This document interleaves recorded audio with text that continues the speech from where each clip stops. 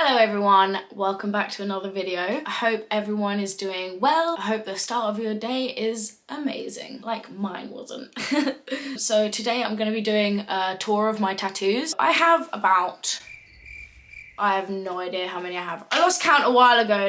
A few moments later. I have about 13 tattoos. If you are the type of person who likes professionally done, meaningful tattoos, then this is the wrong place for you, because a lot of my tattoos are like stick and pokes. I'm gonna say now, not all of them are very good, but I like them. I like all of my tattoos, but I'm gonna explore a little bit. If there are any ones I regret a little bit, or maybe I wouldn't get it done there, I'm gonna spare you a long introduction and let's get started.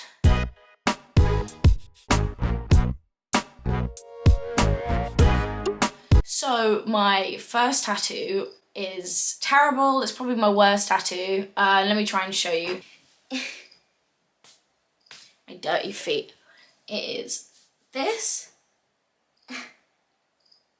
It's like a crescent moon. It's terrible. It is honestly so bad. So I got that done when I was 17, and basically the story behind that is I was with some friends and we were at a house, and my friend at the time had a boyfriend who did a lot of stick and pokes himself. So he was basically just covered in all of these stick and pokes, and he would bring the kits out with him. Me and a couple of my mates all ended up with tattoos at some point. None of them are that good. I'm not gonna lie. One of my mates was like, oh, can I get a tattoo? I'd never had one before and I knew that I wanted to get them. So I was like, should I get one? Should I not get one? And being me, I was just like, yeah, let's go, let's get one. So I got the moon. I did really like it for quite a long time. I do still like it because it's like my first tattoo. It's like close to my heart. And then over a period of time, it sort of,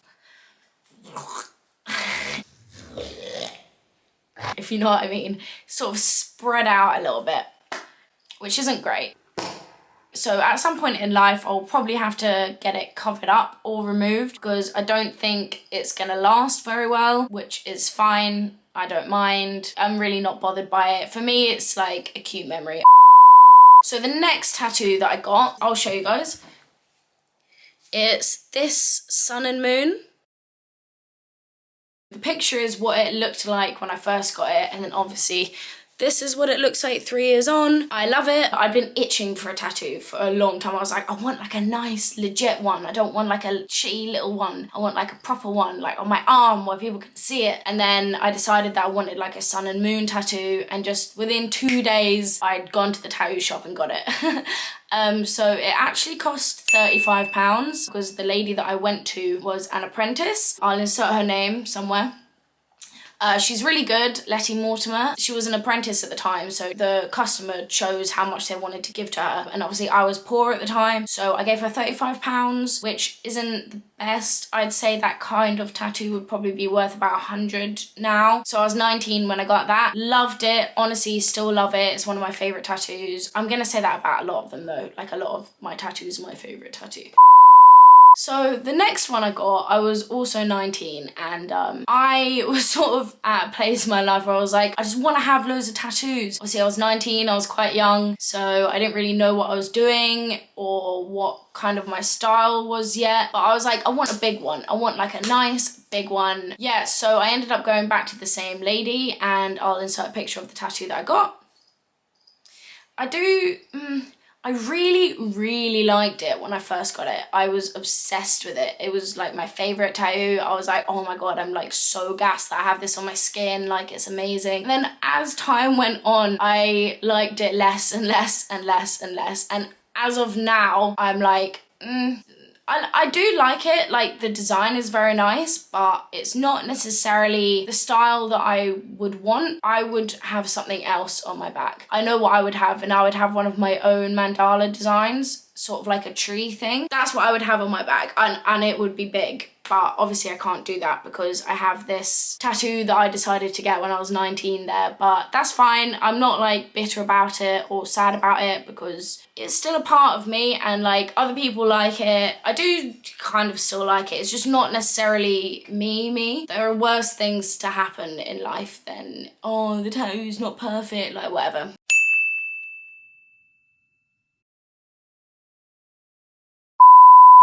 So the next tattoo that I got was at a party. I think I was still 19. This one is quite funny because it was instant regret, and then over the years I've actually come to love it. I really actually do like it because you can't see it. So I'll insert a picture of it.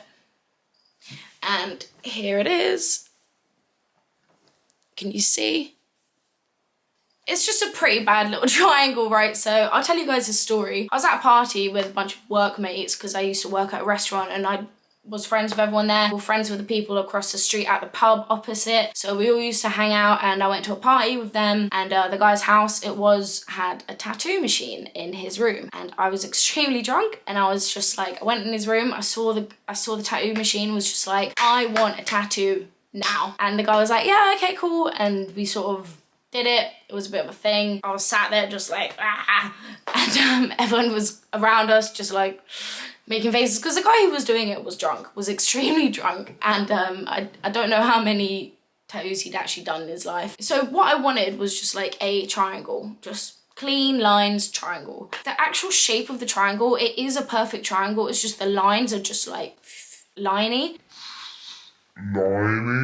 If you know what I mean. They're not clean lines. It's kind of like a marker effect. It kind of looks like it's been done on purpose, which works out pretty well, to be honest. On the night, it was instant regret. It was like I was looking in the mirror the rest of the party. I was like, oh my God. I was like, this is bad, this is bad, this is so bad. The next day, I woke up and was just like, oh my God, what have I done? This is gonna be on me forever. And then like slowly, I got used to it. And now I really like it. I don't actually particularly like the tattoo. Like, it's not a very good tattoo, but it reminds me of a time and a certain frame of mind I was in. It's just become like a part of me, and like I have absolutely no problem with it. I actually really like it. So that's fortunate that happened. Fast forwarding, it's the next year and I'm working at another place, working at a pub. So the next tattoo is actually one of my more successful ones. I really love this tattoo. So I'll just show you guys. This is so difficult.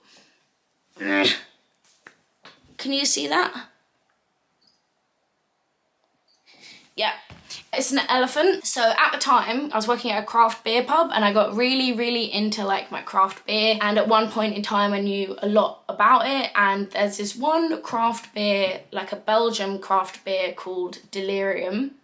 Put a picture of it. I just thought that the branding for this drink was just really cool. It's sort of like trippy, like it's obviously got pink elephant, which is like Dumbo when Dumbo gets drunk, and the packaging was just really trippy and really cool, and I really liked it. And the drink itself, me and my other friend who worked at the same pub as me were just obsessed with this drink because it was 8% and it sort of tastes like banana. Yes, it is technically the logo that I got, so I am a bit of a walking advert. The reason I got it was to sort of remind me of my time working at craft beer pubs, because I really did get into the whole craft beer thing. Like, I knew my shit, like I knew it down. And I got it to remind me of that period of time. And also at the time, I just booked a holiday to go and work at an elephant sanctuary in Thailand for a month. Yeah, so I got it to sort of remember that period of time, like working at craft beer pubs and helping elephants and stuff. So that cost about £85 from the same lady, Letty Mortimer.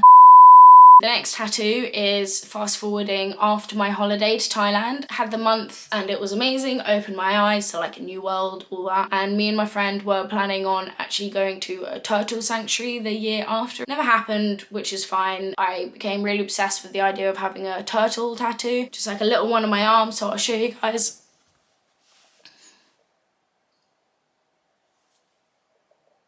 Yeah, if you guys can see that.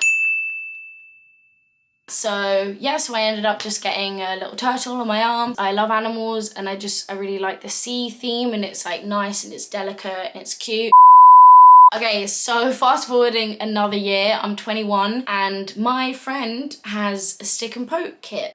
Uh-oh. So what do? Yeah, asked her to give me a little stick and poke, and I had no idea what I wanted. I was just like, I know that I want like a cute little stick and poke somewhere on my arm that my friend's given me, like my close friend. And I just drew these little like question marks because I didn't know what I wanted. And then I was just kind of looking at the question marks and was just like, those are really cool. So what did I do? Can you see that? I got some question marks on my arm. Why? I don't know. But to be honest, I actually really like it because it's sort of just like, it's just like, just permanent, just like, huh? Not knowing what's going on, just constant question marks, which I really like. Yeah, as I said at the beginning of this video, if you are the kind of person who thinks that choosing your tattoos needs to be more of a sacred process, that's not me. This is not the right video for you. These are all sort of things that I've accumulated through situations and times. So moving on, not too distant future, obviously I've spent a lot of time with my friend with her stick and poke kit, and she sort of taught me the ways, shown me all of the products. She had all of the right things. It was all done very professionally, with all the professional products, very cleanly. We took it very seriously. So this is how I sort of start getting into doing my own stick and pokes through her. The next thing I do is I ask if I can use her kit on myself so I can practice. By this point, I've got so many designs that I have like a whole catalogue of stuff that I want. You guys will recognize this one. It is the flower from my YouTube channel art, which is my design that I've come up with myself. Yeah, and I just did it on my leg, so I will show you guys. Can you see that? Yeah, so I just did that on my leg, and that's actually the first stick and poke that I've ever done. Obviously, doing your first stick and poke and it being successful sort of starts a bit of a snowball effect, because you're like, oh my god, I can do it. Like, I never have to pay for tattoos ever again. Right, which was definitely my mindset at the time. So the next one that I did pretty much straight afterwards was my finger ones. Yeah, and I also did the same sort of 5 dots on my toe, which I don't really want to show you because my toes are gross. Again, thought that was successful and really cool. And the problem was that I knew that I wanted loads of tattoos. I knew that this is who I wanted to be, if you know what I mean. I had no money and sort of took things into my own hands. But that's not to say that I'm necessarily advocating for that. I think it is always better to get professional tattoos. I am an artist, so this is what I do. I have a very steady hand, so I trusted that I would be able to do this, and I took it very seriously. I would not recommend for just anyone to go and buy a tattoo kit and just start doing it to themselves, because they do stay on you forever. Other people have different views on their body and what is sacred to them and what isn't. But if you're someone like me who trusts in their ability, then it can be a cute little alternative, I guess. Just don't tattoo your friends when you're drunk. That's not a good idea. Moving on. So the next one I did was this one. They are all my own designs, by the way. I drew them all myself. Didn't steal any.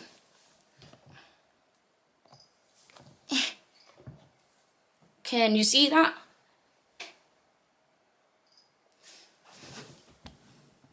Yeah, I'll insert a picture of that as well because you can't really see it that clearly. Yeah, so it's just a little watermelon, just like my own little design that I did. Yeah, not much of a story behind that. That was when I first bought my kit and was just like, let's just practice a little bit. It's not too visible, not that big, simple. Just did it. Yeah, I like it.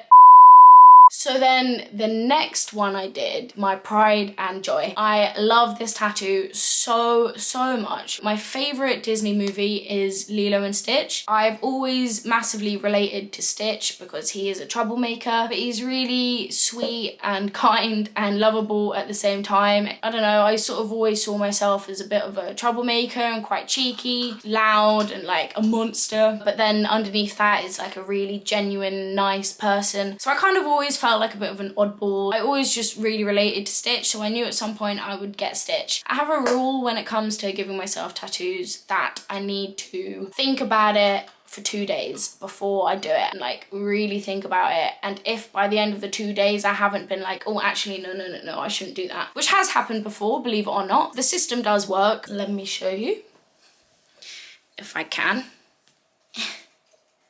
This one.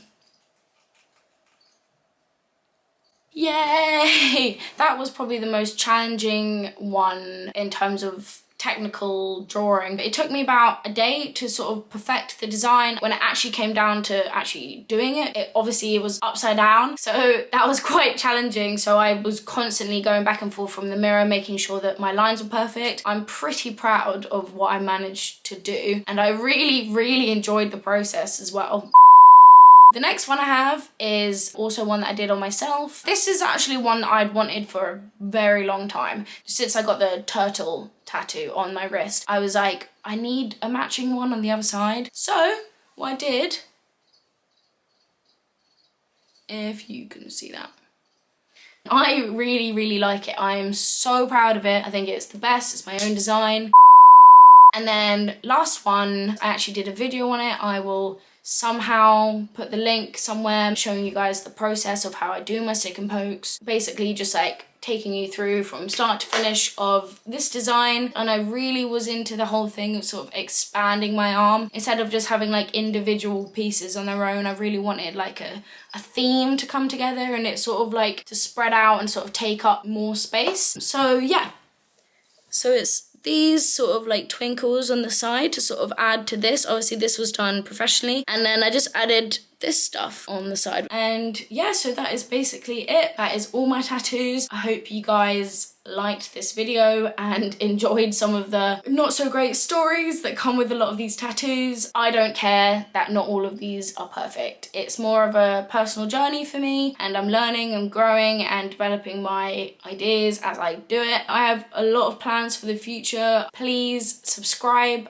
hit the like button if you enjoyed this video. I post new content every week, so I hope to see you guys soon. Bye.